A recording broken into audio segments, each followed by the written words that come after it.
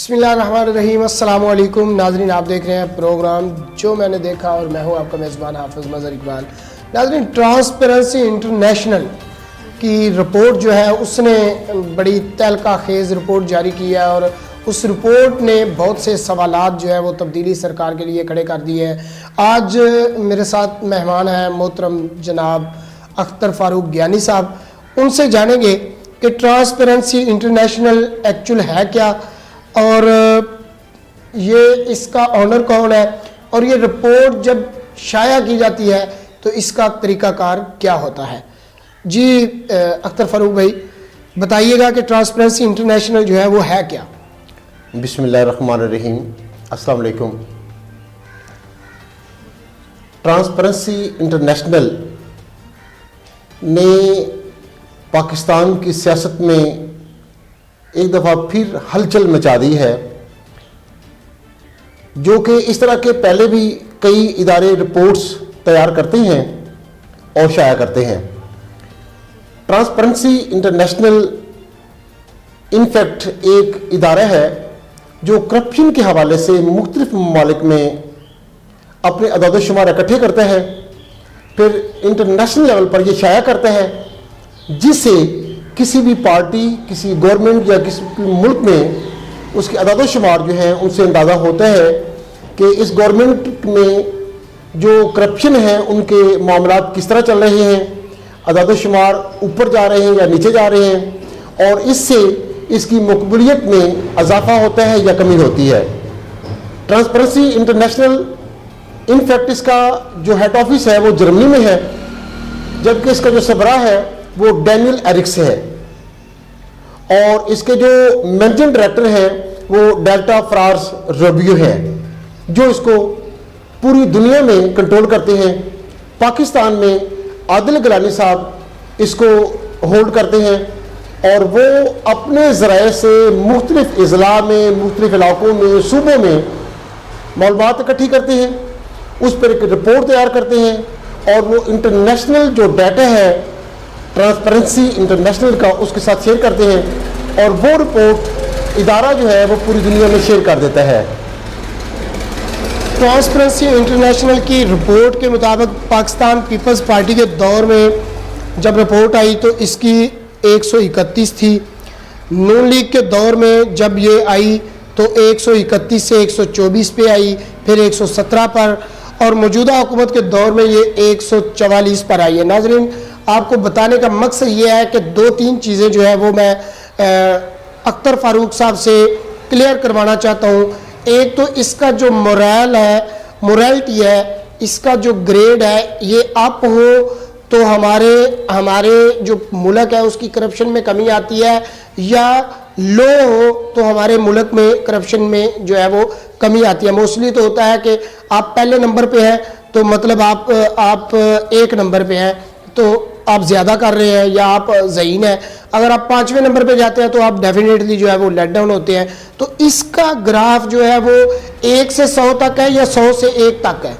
جی حافظ مظہر اقبال صاحب، کچھ ادارے ایسے ہیں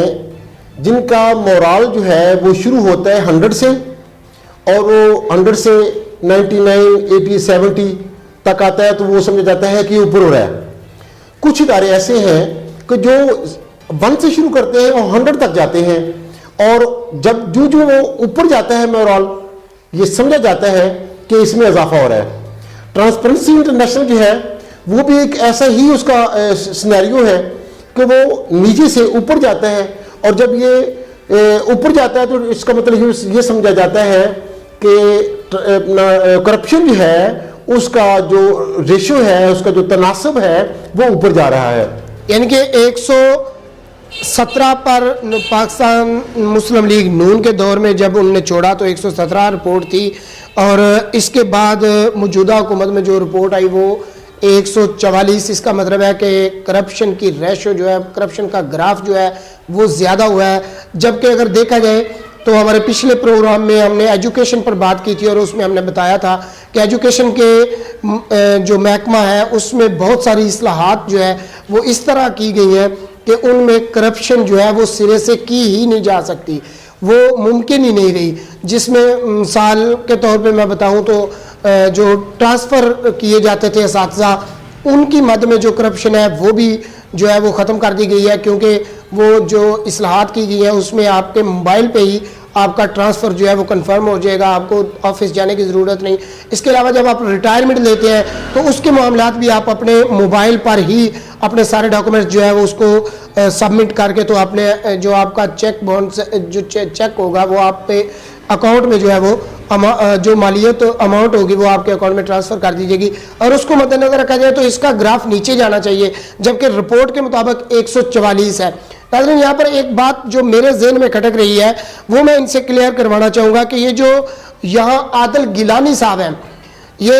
جہاں تک مجھے یاد پڑتا ہے کہ یہ پاکستان مسلم لیگ نون کے دور میں ان کو کسی نائجیریا شاید یا کسی اور ملک میرے ذہن میں نہیں ہے ایگزیکٹلی، شاید آپ بتا سکیں کہ اس میں ان کو سفیر بھی لگایا گیا تھا جب انہوں نے 131 سے 124 کی جو رپورٹ ہے وہ شائع کی تھی۔ جی مظہر اقبال، ہمارے ملک میں ہر چیز کی جو روٹین ہے وہ عجیب و غریب طریقے سے شائع ہوتی ہے، بنوائی جاتی ہے اور اس پر بحث کی جاتی ہے۔ جہاں تک عادل گیلانی صاحب کا تعلق ہے، یہ آپ کی بات 100% ٹھیک ہے۔ عادل گیلانی صاحب نواز شریف کے دور میں یا اس سے پہلے ایک غیر جانبدار صحافی تھے یا رپورٹر تھے، ٹھیک ہے، لیکن اس بات پہ غور کیا جائے یا اس پر فوکس رکھا جائے کہ نون لیگ کسی بھی ادارے کو، کسی بھی شخص کو مینج کرنے میں مہارت رکھتی ہے۔ آپ عدلیہ سے لے کر اداروں تک کہیں تو یہ مینج کرنے میں جو مہارت رکھتی ہے یا جو ذہن رکھتی ہے، آپ اس کو یہ اندازہ کہہ لیں کہ فرشتے جو ہیں وہ کسی بھی چیز کے کنٹرول میں نہیں آتے، لیکن نون لیگ کے پاس شاید اس کی بھی کوئی نہ کوئی ٹرم نکل آئے۔ عادل گیلانی صاحب غیر جانبدار ایک صحافی تھے، رپورٹر تھے،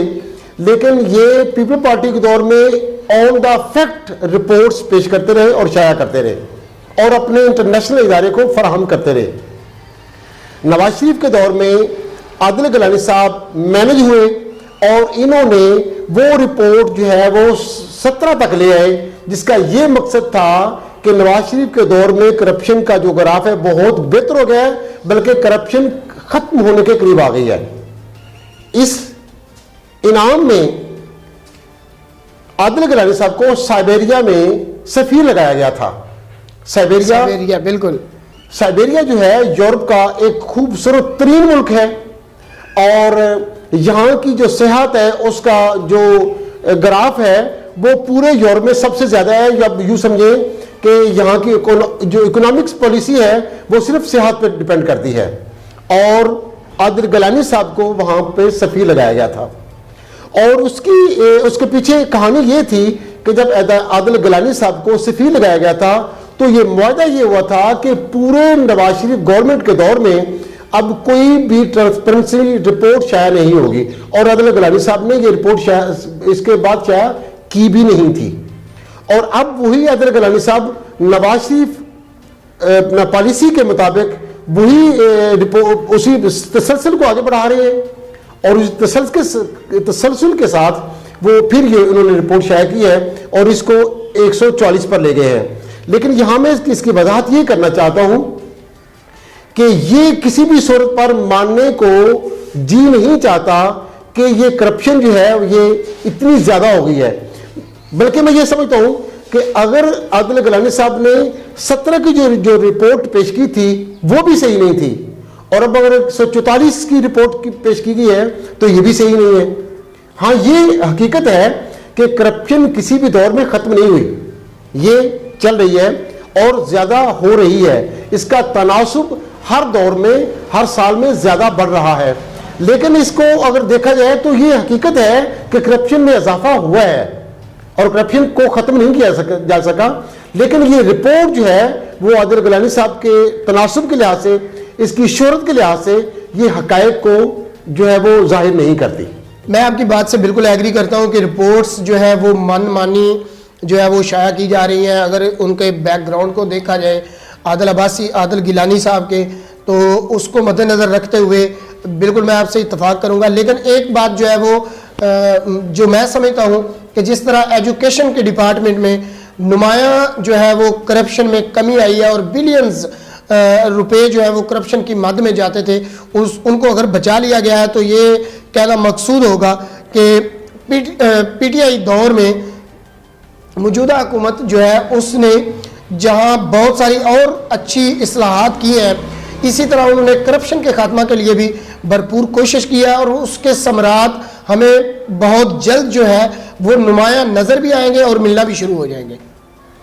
بات یہ نہیں جو آپ نے کی ہے کہ پی ٹی آئی گورنمنٹ نے